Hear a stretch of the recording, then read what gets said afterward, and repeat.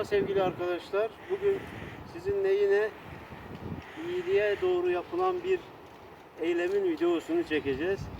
Daha doğrusu ben iyilik için bir şeyler yaparken bunun videosunu çekip sizlerle paylaşmak istiyorum. Çünkü neden? Hani hep diyorlar ya, yaptığınız iyilikleri gizli yapın.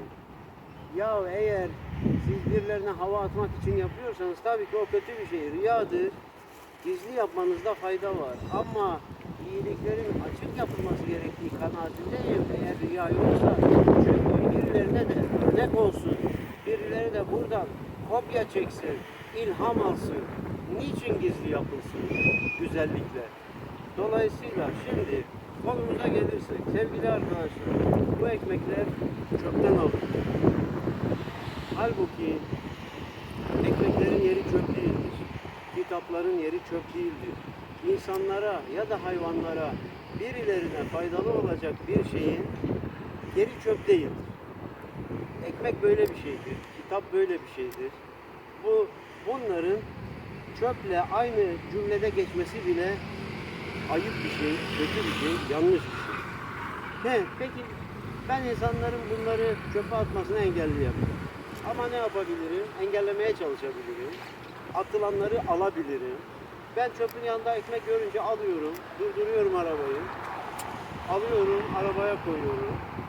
Ondan sonra ya da kitap olunca işte alıyorum, bağış yapıyorlar. Gönderiyoruz insanlara. Ekmekleri tabii bu ekmekleri ben insanlarla ne kadar temiz mi değil mi bilemediğim için insanlarla paylaşmak çok doğru gelmiyor. Ama ne yapabilirim? Kuşlarla paylaşabilirim. Tavuklar, İstanbul'da tavuk bulamıyoruz maalesef. Ne yapabiliriz? Serçeler var, güvercinler var, martılar var. Onların rızkına vesile olabilirim.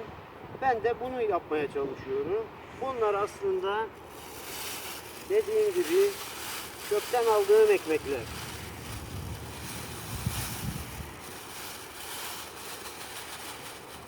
Bakın. Kimisi tabii küflenmeye başlamış. Muhtemelen tabii insanlar yiyemediklerini düşündükleri için atıyorlar. Ama bakın siz yiyemiyorsanız da bunları en azından kuşlar yiyebilir. Bakın ne kadar kötü küfler de oluşmuş bazılarında. Tabii itiraf edeyim, İstanbul'un şartları da malum. Ben bunları çöpten aldığım hemen aynı günde gelip kuşlara verecek vakit her zaman bulamıyorum. Mesela bunlar bir 4-5 gündür benim arabamda geziyorlardı. Biraz da belki küflenmelerinde benim de kabahatim olabilir biraz. Bilmiyorum. Ama zaten şimdi mevsimde sonbahar. Biraz da ona şey yapıyorum, güvenerek. Sonbahar olduğu için şimdi yağmur mevsimi zaten. Bunların üstüne bir yağmur yağar zaten, tertemiz olurlar Allah'ın izniyle. Böylece ne diyorlar? Niyet hayır, akıbet hayır. Nereden geldiği bilmiyorum. Bir şeker horoz peyda oldu yanımızda. Çok enteresan bir şey sevgili seyirciler. O da rızkını almaya geldi. Bakın ne kadar şeker. Buradan alabilirsen daha güzel olur.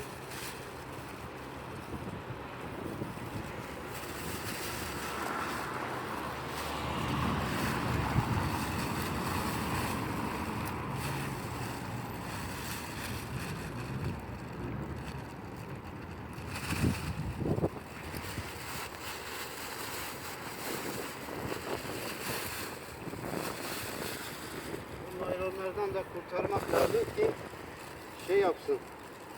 Kuşlar yiyebilsinler bunları.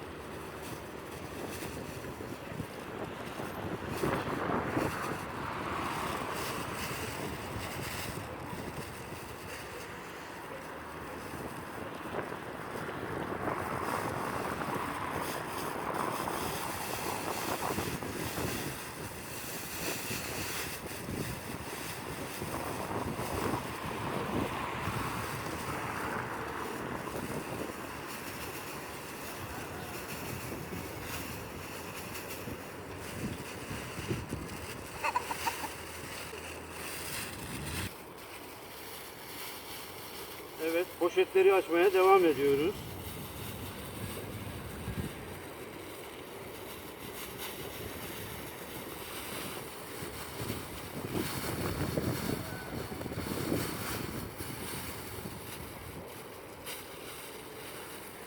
Gördüğünüz gibi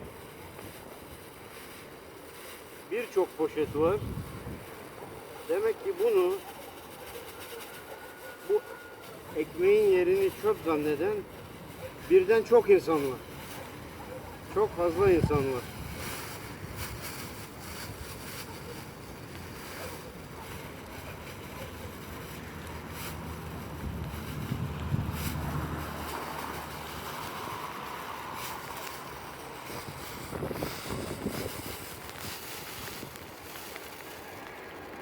Hava yağmur yağıyor.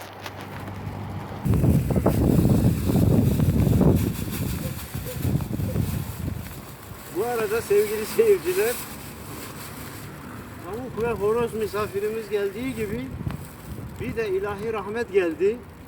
Yağmur da yağmaya başladı. Çok da isabet oldu çünkü dediğim gibi biraz küflenmiş ekmekler de var. Onların da yıkanmasına vesile olacak. Ama bu arada bizim kamera ıslanmaya başlamadan kapanışı yapmış olayım. Ama bakın bunları göstereyim size. Son görüntü olarak. Yani bu ekmeklerin yeri çöp değil. Çok rica ediyorum. Yapmayın bunu.